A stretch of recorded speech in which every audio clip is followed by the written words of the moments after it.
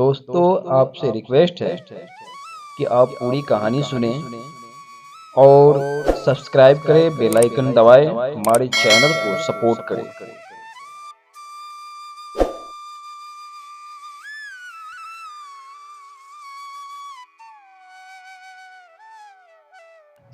एक गरीब किसान की दर्द भरी कहानी। जून का महीना था। चिलचिलाती धूप में रामलाल अपने मन में बड़बड़ाता हुआ जा रहा था। धूप इतनी तेज थी कि जमीन भी आग सी तप रही थी। रामलाल के पैर में चप्पल भी नहीं थी। वो नंगे पैर लंबे लंबे पांवों से आगे बढ़ता जा रहा था।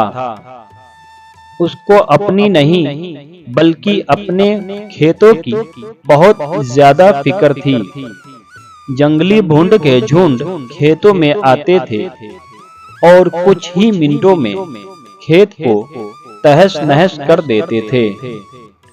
रामलाल के खेत में इस साल बहुत अच्छी तरबूज की फसल लगी हुई थी, जिसे देखकर उसके मन में जान आती थी।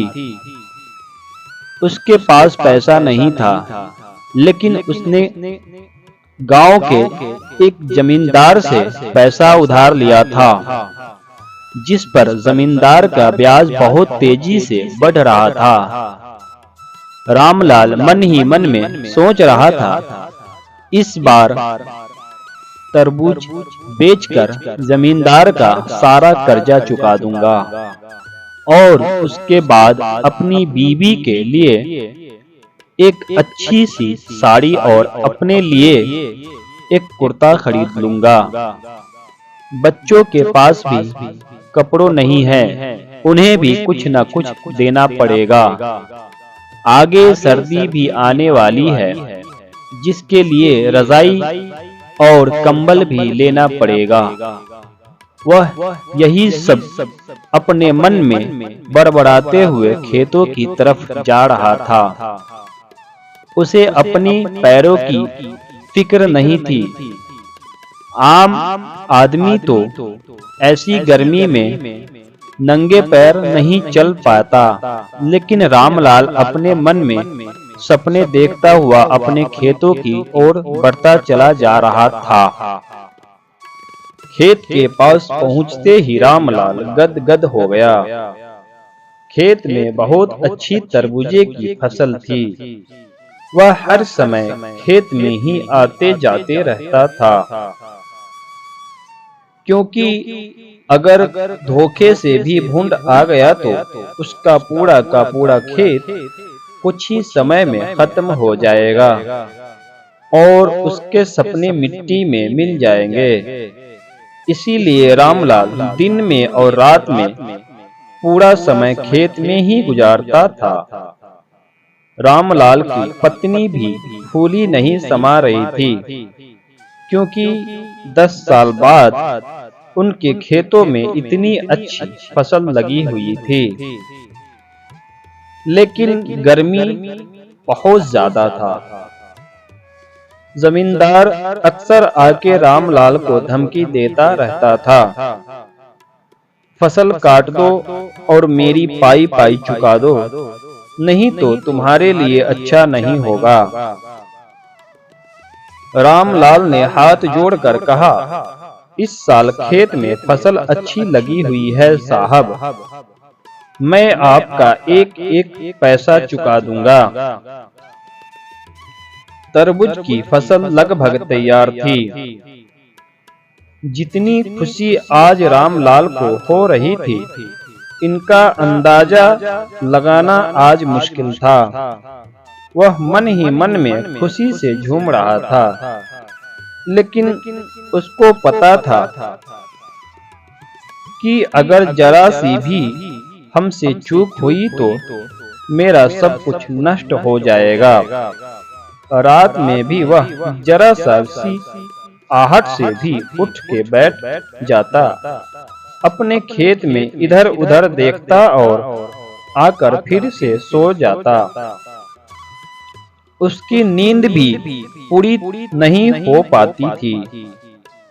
उसके सपने में भी खेतों की याद बनी रहती थी। 3 दिन बाद अब तरबूजे की फसल को कटाई करके शहर भेजने वाला था। रामलाल और उसकी पत्नी बहुत खुश थे। उन्हें पता था कि अब हमारा भी अच्छा समय शुरू होने वाला था। हम सब भी अच्छे कपड़े पहनेंगे। हमारे पास भी रजाई और गुदगुदे गद्दे होंगे, ताकि सर्दी में पूरी रात ठिठुर कर ना गुजारनी पड़े। रामलाल और उसकी पत्नी ने हजारों सपने अपने मन में संजो के बैठे थे, क्योंकि फसल इतनी जो अच्छी थी। रामलाल की फसल देखकर पड़ोसी को भी जलन हो रही थी। रामलाल ने अपनी पूरी खून पसीने लगाकर फसल तैयार की थी। 4 बीघे की फसल गांव में किसी ने पहली बार की थी, और इतनी अच्छी फसल शायद आसपास के गांव में कई साल बाद रामलाल ने की थी। खेत में तरबूजे चमक रहे थे। इस साल तरबूजे की कीमत भी बहुत अच्छा था। इसीलिए रामलाल सोच रहा था कि उसका सारा कर्ज चुकता हो जाएगा और बहुत सारे रुपए भी बच जाएंगे।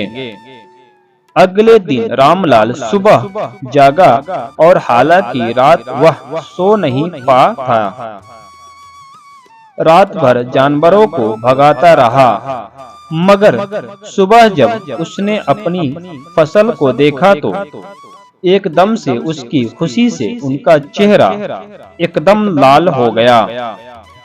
उसकी पत्नी खाना लेके खेत में आई और रामलाल को खाना खिलाया, और उसके बाद रामलाल आराम करने लगा।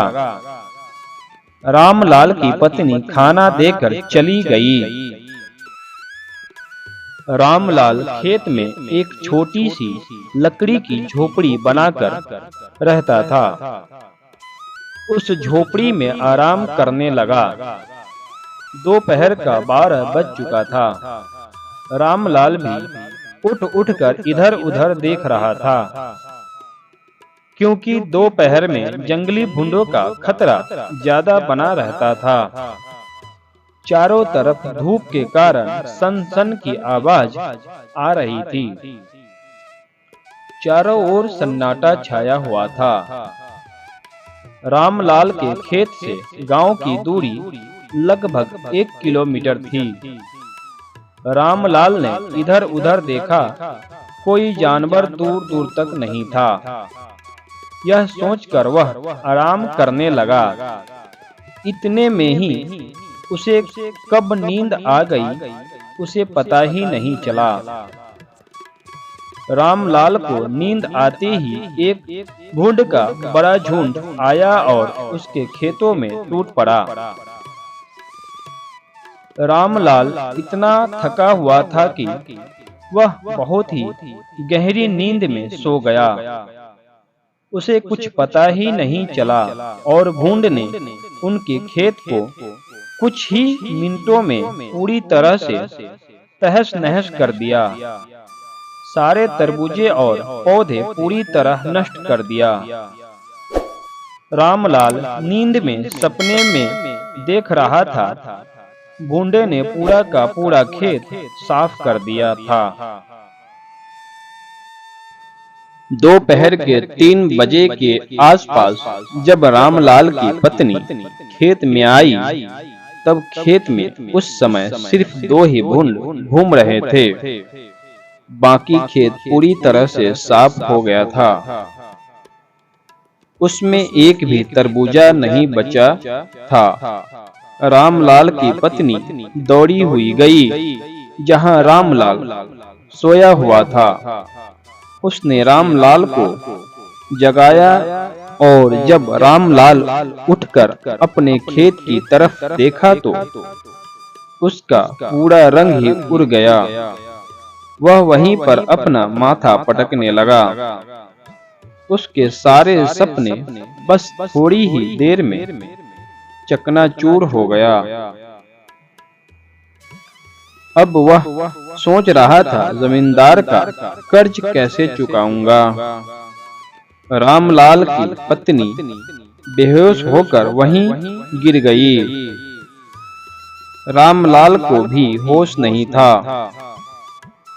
उनको भारी अघाटा लगा हुआ था। वह बहुत बड़ा आदमी बनने का सपना नहीं देख रहा था। वह सिर्फ अपना घर सुधारने के बारे में सोच रहा था। लेकिन अब उसके सारे सपने पूरी तरह से टूट गए थे।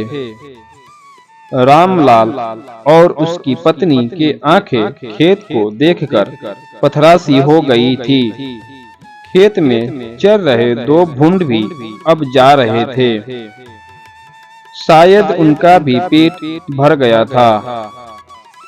खेत में ऐसा कुछ भी नहीं बचा था कि उससे जानवर भी खा सके।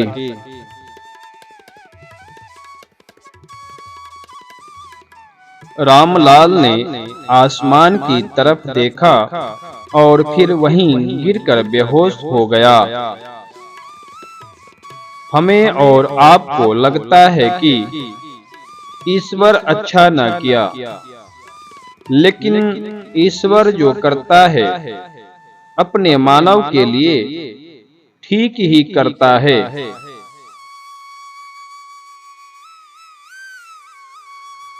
दोस्तों, कहानी कैसा लगा हमें कमेंट करके बताएं और हमारे चैनल को सब्सक्राइब करें, बेल आइकन दबाएं, सपोर्ट करें।